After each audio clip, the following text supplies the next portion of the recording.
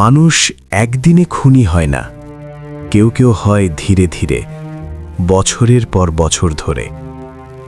10 বছর আগে ঢাকার বাইরে এক নির্জন রিসর্টে, রাত 10টা, হালকা ঠান্ডা হাওয়া, গাছের পাতায় বৃষ্টির শব্দ।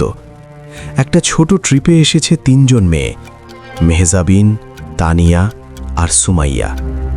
তারা জানত না এই রাতটাই হবে তাদের জীবনের শেষ স্বাভাবিক রাত। শুরু করছি স্পেশাল গোয়েন্দা গল্প, ডিটেকটিভ সিরিজের স্পেশাল স্টোরি। গল্পের নাম রক্তের ত্রিভুজ, প্রতিশোধের জন্ম। ডিটেকটিভ আরিয়ান খান, কেস 2। বন্ধুত্বের মুহূর্ত। রুমের ভেতরে হাসি ঠাট্টা চলছে। তানিয়া বলল, 10 বছর পরও আমরা এমন ট্রিপে আসব, ঠিক আছে? সুমাইয়া হেসে বলল, তখন হয়তো আমরা বড় কিছু হয়ে যাব। মেহজাবিন শুধু হাসল। তার সেই হাসি এই গল্পের শেষবারের মতো শোনা গেল। অন্ধকার ঢুকে পড়ে, রাত বাড়তে থাকে। হঠাৎ দরজায় শব্দ। প্রথমে মনে হয়েছিল স্টাফ, কিন্তু দরজা খুলতেই সবকিছু বদলে যায়। 3 জন লোক জোর করে ঢুকে পড়ে। তাদের চোখে কোনো মানবিকতা ছিল না, শুধু ক্ষমতার অহংকার। ভয়ঙ্কর রাত। এর পরের সময়টা কেউ মাপতে পারেনি। ঘড়ি থেমে গিয়েছিল যেন। চিৎকার থেমে গিয়ে শুধু নিঃশব্দ কান্না, বিশ্বাস ভেঙে পড়া, আর একটা প্রশ্ন, কেন? সেই রাত 3 জন মেয়েকে শুধু আঘাত করেনি, তাদের ভেতরের সব কিছু ভেঙে দিয়েছে। পরদিন বাস্তবের আঘাত। সকাল হলে তারা থানায় যায়, কেস নেওয়া হয়।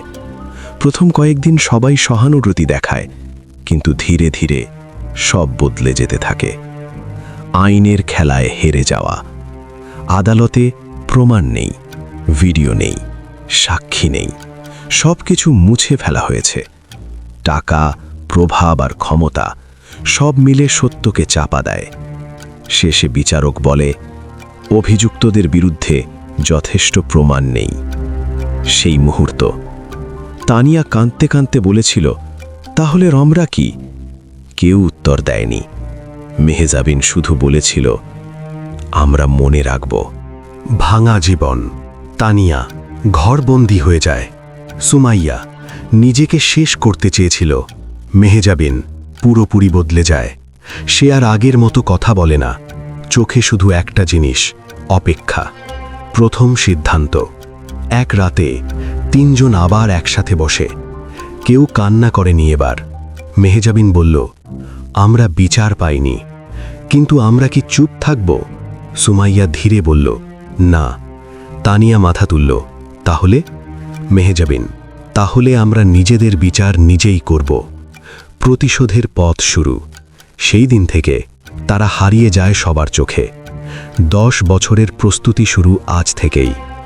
বছর 1-2, বেঁচে থাকার লড়াই, ট্রমা, দুঃস্বপ্ন, নিজেদের আবার দাঁড় করানো, একে অপরকে ধরে রাখা। বছর 3-4, শেখা শুরু। মেহজাবিন শেখে ট্র্যাকিং, মানুষের আচরণ পড়া। তানিয়া মেডিকেল ট্রেনিং নেয়। সুমাইয়া আইনের ফাঁক ফোকর শেখে। বছর 5-7, লক্ষ্য নির্ধারণ। তারা খুঁজে বের করে সেই নরপশুগুলো কে কোথায় থাকে, কার দুর্বলতা কি, কখন একা থাকে। সবকিছু ডকুমেন্ট করা হয়। বছর 8-9, প্ল্যান রেডি। তারা বুঝে একজনকে আগে মারলে বাকি 2 জন পালিয়ে যাবে। তাই একই রাতে একই সময় 3টে আঘাত করার চূড়ান্ত লক্ষ্য ঠিক করে। 10ম বছর। Execution plan. Timing set, location final, signal ঠিক করা। একটা ভুলের সুযোগ নেই। শেষ রাতের আগে 3 জন আবার একসাথে। তানিয়া বলল, শেষ সুযোগ, এখনো থামতে পারি। সুমাইয়া তাকালো, তুমি কি থামতে চাও? তানিয়া চুপ।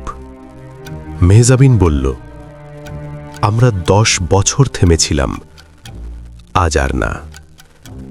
মার্ডারের রাত। ঘড়িতে রাত 1টা। ঢাকা শহর ঘুমিয়ে।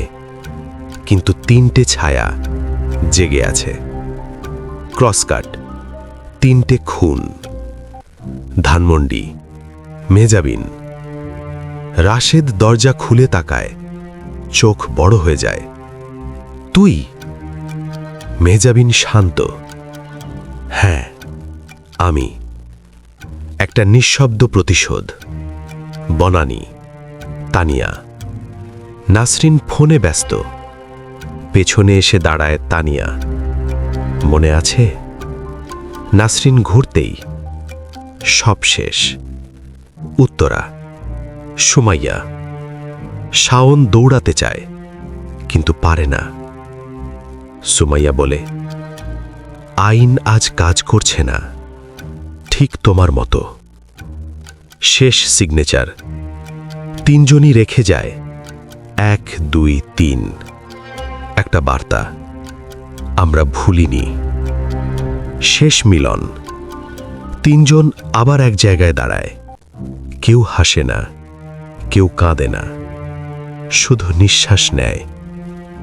শেষ লাইন, প্রতিশোধ নিলে শান্তি পাওয়া যায় না, শুধু পুরনো মানুষটা হারিয়ে যায়।